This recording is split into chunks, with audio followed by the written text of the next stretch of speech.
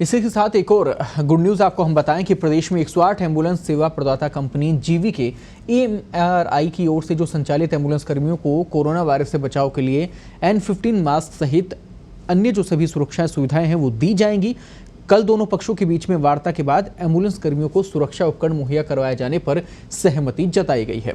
Ambulance कर्मचारी union के प्रदेश अध्यक्ष वीरेंद्र सिंह शेखावत ने बताया है कि प्रस्तावित हड़ताल को स्थगित कर दिया गया और राहत भरी खबर जनता के लिए भी है, क्योंकि एम्बुलेंस की हड़ताल सीधे तौर पर उन लोगों के लिए सबसे बड़ी चुनौती बन जाती है जिनके पास किसी भी प्रकार से कोई साधन नहीं है।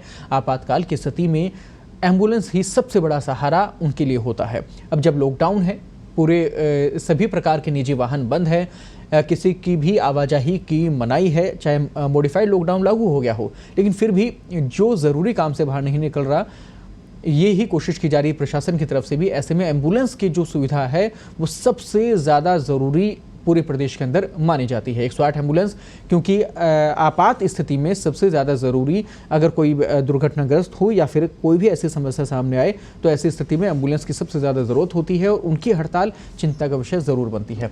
तो ऐसे में प्रस्तावित हड़ताल स्थगित कर दी गई है। राहत की खबर है।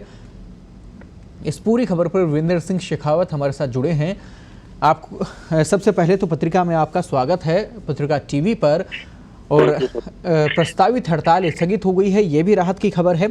क्या क्या मांगे रही और सबसे ज़रूरी जो बात, क्योंकि आपके जो सभी साथी जुड़े हुए थे हड़ताल से, उन तक क्या संदेश आप पहुंचाना चाहेंगे ताकि ये जो सर्विस है, ये जो सुविधा है वो सुचारू चलती रहे और आम जनता को उसी प्रकार से राहत मिले, सुविधा मिले जैसी पहले मिल रही थी? हमारी मांगे जो है वो पुरानी तो चल ही रही थी। वेतन वृद्धि को लेके, कार्य समय को कम करने के लिए, सुविधा कर्मी कमेटी में बैठाने के लिए, तो उनका तो हमारी पहले भी बात हुई थी और अभी दोबारा भी उसी पर चर्चा हुई। कोविड-19 का जो महामारी है थोड़ा इसका कम होगा या खत्म होगा, उसके बाद हम इन पर चर्चा करेंगे। मेन अभी हमारा जो चल रहा था वो था कि एम्बुलेंसों के अंदर जो संसाधन होते हैं, मूलभूत सुविधाएं, मास्क, सैनिटाइजर वगैरह जो सामान है, क्योंकि राजस्थान के अंदर इस प्रदेश में पूरे में इस महामारी में यदि कोई पहला सिपाही कार्य कर रहा तो वो 108 एम्बुलेंस या 104 एम्बुलेंस के जो कार्य कर्मचारी वो है, क्योंकि घर से लाना और हॉस्पिटल तक पहुंचाना उनका सबसे पहला कार्य है। और इन सभी बातों पे हमारी कल वार्ता हुई थी एमडी साहब से और उन्होंने बैठ के बहुत अच्छी तरह से सहमति बनी और सारी चीजें उपलब्ध कराने की हाँ करी। और उन्होंने पहली बार सरकार ने एम्बुलेंस कर्मियों के लिए अपना खुद का प्रेस नोट जारी करके ये सबके सामने जाहिर किया कि हम इनके साथ और पूरी तरह से साथ रहेंगे। ये तो बहुत अच्छी बात है। और जो आपके सभी साथी हैं जो लगातार इस वक्त हमारे साथ न्यूज़ चैनल पर, जो टीवी स्क्रीन पर भी आपके देख रहे होंगे, इन खबरों को देख रहे हैं, उन तक भी खबरें पहुंचेंगे, संदेश पहुंचेंगे। तो ऐसे में जो मांगे आप लोगों की मानी गई हैं और साथ ही जो सुविधाएं आप लोग दे रहे हैं, सबसे ज़्यादा ज़रूरी सुविधाएं हैं, ऐसे में उन लोगों तक संदेश आप क्या पहुँचाना चाहेंगे वीरेंद्र जी? मैं आपके माध्यम से उन मेरे जो साथी कर्मचारी काम कर रहे हैं उनको और प्रदेश की जनता को, दोनों को एक संदेश देना चाहता हूँ कि इस महामारी में हमारे जो कर्मचारी है वो बहुत ही रात दिन 24 घंटे उनके लिए तत्पर तैयार है। और सभी कर्मचारियों से मैं ये कहता हूँ कि इस महामारी में आम जनता की सेवा करना हमारा बहुत बड़ा कर्तव्य है और यही हमारा धर्म निभाते हुए हम इस कार्य को बहुत अच्छी तरह किया जाए। और आम जनता को ये कहना चाहता हूँ कि प्रदेश की जनता इन सब साथियों का साथ काम को देखते हुए अपने घरों में बने रहे और इस महामारी को बचाव में, इस महामारी से हमें विजेता पाने के लिए सभी एकजुट होकर एक साथ सब कार्य करें। बहुत अच्छी बात आपने यहाँ पर कही। सभी साथियों से भी आपने अपील की और ऐसी ही अपील की ज़रूरत है, क्योंकि इस विकट घड़ी में जब वैश्विक महामारी इस वक्त बनी हुई है, आप लोगों का सहयोग, स्वास्थ्य कर्मियों का सहयोग यहाँ पर सबसे ज़्यादा ज़रूरी और सबसे ज़्यादा जिम्मेदारी भरा है।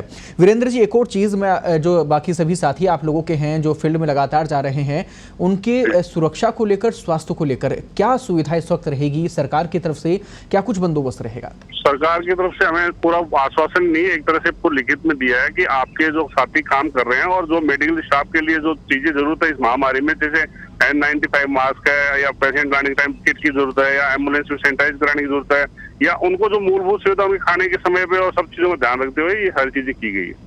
तो सभी सुविधाएं आप सभी साथियों को मिलेंगी, इस प्रकार का आश्वासन अभी आप लोगों को मिल गया है। चलिए, बहुत बहुत धन्यवाद पत्रिका टीवी से बातचीत के लिए और हम यही कामना करते हैं कि लगातार आप लोग इसी प्रकार से मेहनत करें और सभी लोगों के लिए, आम जनता के लिए निस्वार्थ भाव से इस प्रकार से लगातार सेवाएं प्रदान करते रहें ताकि लोगों तक ये सुविधाएं पहुंचे जो सबसे ज़्यादा ज़रूरी भी हैं और साथ ही जो आपातकाल जिन्हें कहा जाता है, आपात सर्विस जिन्हें कहा जाता है, वो सुचारू रूप से चलती रहे। बहुत बहुत धन्यवाद वीरेंद्र जी। कोरोना के संकट काल में डॉक्टरों की भूमिका सबसे बड़ी इस वक्त मानी जा रही है। डॉक्टर इस घड़ी में सबसे बड़े कर्मवीर हैं। अस्पतालों में इस समय कई तरह की चुनौतियां इस वक्त बनी हुई हैं। ऐसे में जयपुर के चांदपोल स्थित जनाना अस्पताल की अगर बात करें तो महिलाओं के लिए ये बड़ा अस्पताल है, राजधानी का सबसे बड़ा अस्पताल एक प्रकार से कहें, और जहां गर्भवती महिलाओं को संक्रमण से बचाना और सुरक्षित रखना बहुत बड़ी चुनौती है। जनाना अस्पताल के अधीक्षक डॉक्टर पुष्पा नागर से हम बात करेंगे और जानेंगे कि कैसे किस प्रकार से इस चुनौती से निपटा जा रहा है। और सबसे मुख्य बात जो है, यहाँ ऐसी जब परिस्थिति में जब लगातार जब बात हो रही है कि संक्रमण से बचाव होना चाहिए और ऐसी स्थिति में कैसे भूमिका डॉक्टर्स अपनी निभा रहे हैं, ये दर्शकों तक पहुंचनी बेहद ज़रूरी है। क्योंकि जनाना अस्पताल जहां पर लगातार जो केसेस हैं महिलाओं के जो हैं, सबसे ज़्यादा जो मामले हैं वो लोड जो है वो यहाँ पर देखने को मिलता है।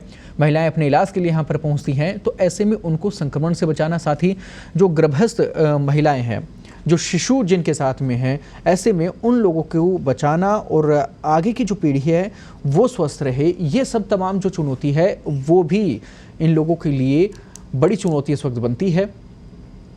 और इस गुड न्यूज़ बुलेटिन में आप सब तक ये जानकारी पहुंचना भी वाकई में बेहद ज़रूरी है, क्योंकि तमाम जो जिम्मेदारियां अगर बात की जाए डॉक्टर्स की, क्योंकि कर्मवीर की भूमिका में ये लोग हैं, लगातार अपना सहयोग कर रहे हैं पूरे देश के अंदर। डॉक्टर्स का ये सहयोग इस वक्त सबसे ज़्यादा सराहनीय है।